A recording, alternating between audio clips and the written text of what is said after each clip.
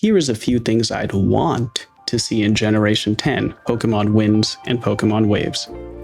Fifth wish. Change how IVs or individual values work already. I understand that in tandem with EVs or effort values, they represent genetic potential and acquired traits. Like how a person can be born and naturally very muscular without training. That would be IVs. Someone who was born scrawny and destined to stay scrawny without training could potentially train to be as muscular as the person in the other example. This would be EVs. The idea was that Pokemon of the same species and same level would still have unique strengths and weaknesses, which is not a bad idea on the surface. Since Generation 3, IVs have been a system where the mostly unchanging genetic potential of each Pokemon's stats can effectively be ranked from 0 to 31. In the formula for stats, the IV value is added to EVs and base stats very early before being amplified by things like level and nature. The issue is that Pokemon has so many factors that by the time you are good enough to notice, or experienced enough for it to matter, it circles around to being so optimized and specific that even if there are returns or benefits, they are deeply diminishing returns. At this point, it's something that has sentimental, social status, identity, or headcanon value that is so strong, people overestimate its practical value. For competitive play, having IVs that are not 31 across the board is the exception, not the rule. You'd breed Pokemon with good genes together to get the highest genes you can, so they can semi-randomly be passed on, culminating in genetically superior Pokemon. It's trivial and easy to do, it's simply a matter of knowing that this exists and putting in the time. I'm not getting into exact percentages because it's not the main topic of the video, and I'm trying to conceptually help you understand how common or uncommon something broadly is. So I'm just going to use 80% and 20% as a workable shorthand for the norm and the exceptions. We can break the situations down into how frequently they come up and how much thought goes into the decision. Level 1 is all the people playing Pokemon games. 80% of the people playing are casual Pokemon enjoyers who will likely get more mileage out of factors like species, level, moves, abilities, held items, bag items, stat boosting drinks, and incidental battle EVs for way less effort than IV breeding. If we look at it from the lens of anything that can make a Pokemon feel more unique to the player, there are also ribbons, nicknames, type of Pokeball used, shininess, marks, pattern, form, gender, Terra type, Gmax factor, and other gimmicks that are visible and matter more for less effort. So the other 20% is competitive or doing something competitive adjacent like the Battle Frontier or endgame content, speedrunning, nuzlocking, or something hardcore where optimization matters. Okay, now we are on IV level 2, the 20%. Within this 20%, 80% of the time you're going to prefer or not be hurt by having 31 IVs across the board. With the addition of bottle caps and gold bottle caps, anyone can maximize all IV without having to engage in breeding mechanics as much. These items will maximize one or all IVs to 31 instantly when given to a specific NPC. So at this point, even people who don't know much about IVs can max them out whether they understand or not and stop thinking about them. Otherwise, you are part of the 20% that actively do not want 31 IVs across the board. We have to go another level deeper to level 3.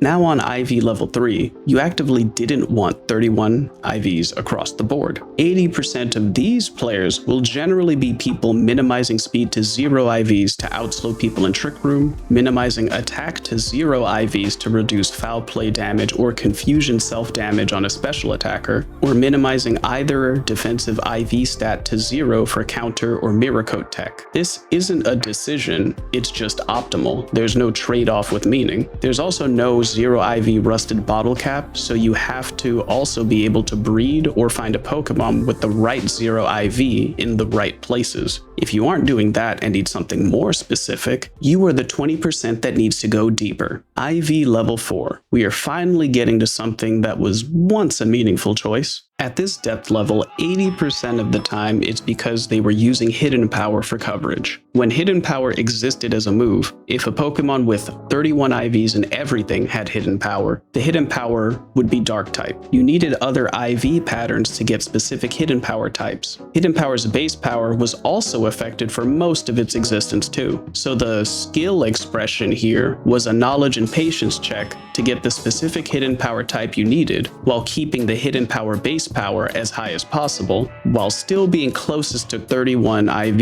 in every stat save for any previously mentioned exceptions. For example, I once had a Magnezone with hidden power Fire, so that it could trap steel types with the Magnet Pull ability and slam them with a super effective move. To be hidden power Fire and as close to 70 BP as possible, and keep my relevant stats high, I needed an IV spread as follows: 31 HP, 0 attack, 31 defense, 30 special attack, 31 special defense, 30 speed. There are alternative IV spreads that do work, but I'd never be able to have 31 special attack or speed without changing the hidden power type or losing a ton of base power on the move. Attack can be any even-numbered IV, but as I mentioned, you want to be as close to 0 IVs as possible on a special attacker to minimize confusion damage. So I bred Pokemon until I got the spread. At no point did I feel intelligent or like a better battler by doing this, by the way. I can optimize the luck, but it's ultimately still luck in waiting. After hidden power's base power was set to a flat 60 base power as opposed to the range from 60 to 70 base power, it got a little easier. Then hidden power was removed entirely, so there was one less thing to rationalize the argument of IVs being skill expression over arbitrary tedium. Since hidden power is still gone, we have to drill down deeper. IV level 5. Now we finally get to the level of IVs that I actually agree is skill expression, as opposed to just raw knowledge check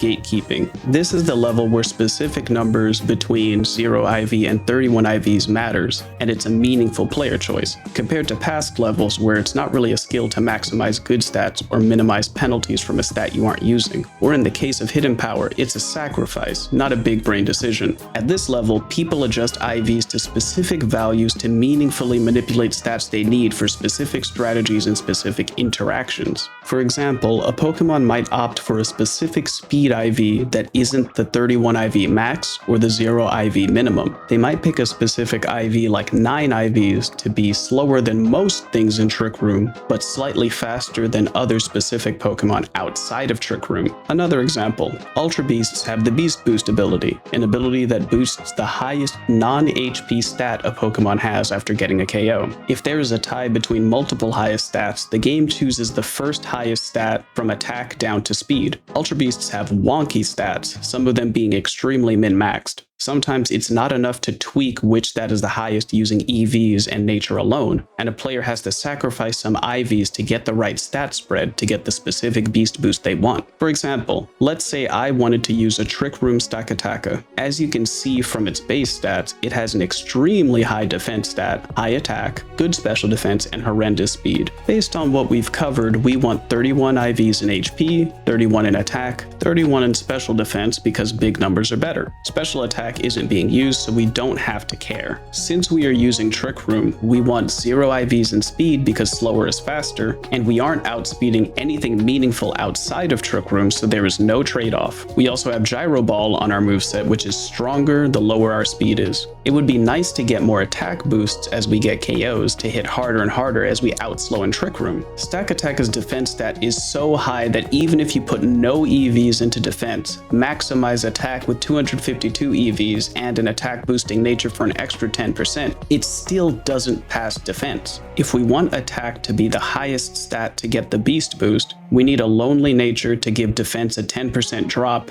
and we have to lower the defense IV from the usually ideal 31 down to 15 to finally have the attack be higher. I only have to do this for this specific strategy. If I were instead using a Stakataka with Body Press, a move that calculates damage by using defense, I would be pleased with the defense beast boost. I could also then run the general IVs of 31 IV in HP, attack, defense, and special defense, 0 IV in speed for Trick Room and Gyro Ball, and a relaxed nature for more defense and less speed. I'd like to remind you again that there is no slider for IVs. Pokemon are caught or born that way. So for Pokemon that can't be bred like Ultra Beast, you have to catch them with the key IVs exactly at what value you want if they must be non-31 IV in the stat. That level of time and commitment is why people have to use external calculators and simulators to test sets extensively before committing on a cartridge. For the first Stakataka, it's a pain to get that specific 15 IVs in defense and 0 IVs in speed. At least for the second, I'm only gambling to get that 0 0 IV speed, and everything else but special attack can be bottle capped up to 31 IVs without thinking. There are many other examples, but you see how much stuff I had to explain under the hood for this to matter or generally make sense to people who don't know about this? We are so far removed from the core of the game, actually battling.